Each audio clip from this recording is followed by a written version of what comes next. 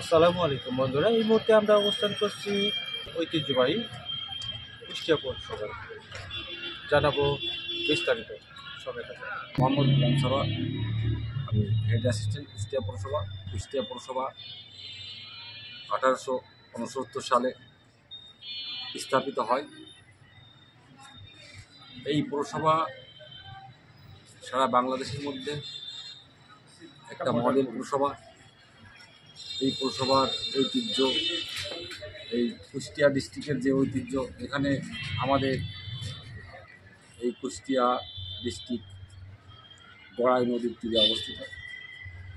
এখানে বহু গুণী মানুষের জন্ম হয়েছে, যেমন লালন শাহ, বাউল সম্রাট বলে আখ্যায়িত সমগ্র পৃথিবীর মধ্যে।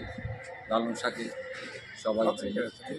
মীর মোশাররফ হোসেন, বাঘা যতীন, কাঙাল হরিনাথ, তারপরে আমাদের কবি আজিজুর রহমান, আরও অনেক গুণীজনের জন্ম এই কুষ্টিয়া ডিস্ট্রিক্টে। এই কুষ্টিয়া পৌরসভার যে ঐতিহ্য, এটা আসলে একটা শাহ পরিবারের জমিদার বাড়ি ছিল।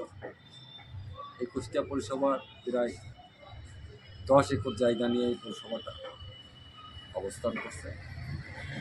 এই পৌরসভার যে বিল্ডিংয়ের কাছে কথা বলছে, এই বিল্ডিংটা একসময় জমিদারের এই খাজনাদার ঘর ছিল, খাজানচিনা বসত। আর এটা এখন জাদুঘরে রূপান্তরিত করা হয়েছে। আর যেটা ভিতরে আছে সুচিতা ভবন আছে, সেখানে অফিস ভবন। তারপরে একটা পুকুর আছে বড়। এই আর